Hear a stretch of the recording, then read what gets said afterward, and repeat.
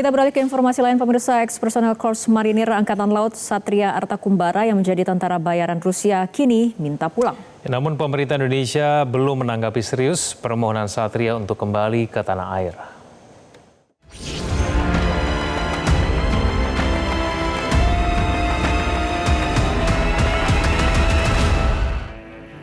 Lain dulu, lain sekarang. Satria Kumbara desertir TNI AL kini minta pulang. Soal permintaan Satria itu, pakar intelijen memperingatkan potensi ancaman nasional. Pasalnya dinilai tidak ada jaminan Satria tidak terhubung dengan jaringan intelijen asing selama menjadi tentara bayaran Rusia.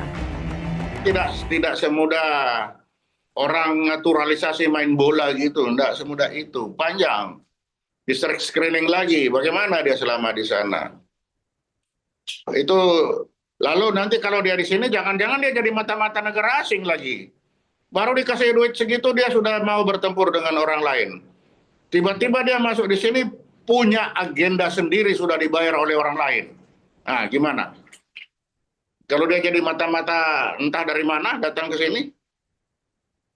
Nah, itu kan banyak masalah. Sementara itu pemerintah tampaknya belum serius menanggapi permintaan Satria Kumbara untuk dipulangkan ke tanah air. Kementerian Hukum menegaskan seseorang yang bergabung dalam dinas militer negara asing otomatis kehilangan kewarganegaraan Indonesia. Dalam peraturan perundang-undangan kita, baik undang-undang tersebut mengatur secara jelas ketika seseorang itu aktif atau bergabung dalam dinas tugas militer negara asing, ya negara apapun ya, negara manapun, maka otomatis yang bersangkutan kehilangan kewarganegaraannya. Itu. Jadi otomatis dengan yang bersangkutan sudah menyatakan, menunjukkan gambarnya, menunjukkan videonya dan lain sebagainya, maka yang bersangkutan otomatis menjadi warga negara dari tempat dia berdinas militer tersebut di negara asing tersebut gitu.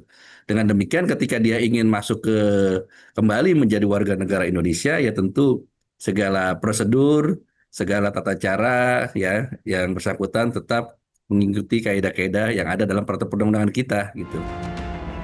Sejak bergabung sebagai tentara bayaran Rusia, Satria kerap pamer berada di garis depan pertempuran melalui akun TikToknya @zsom689. Namun belakangan Satria memohon untuk dipulangkan ke Indonesia. Satria juga mengaku tidak tahu bahwa kontrak dengan Kementerian Pertahanan Rusia otomatis menghilangkan status kewarganegaraannya.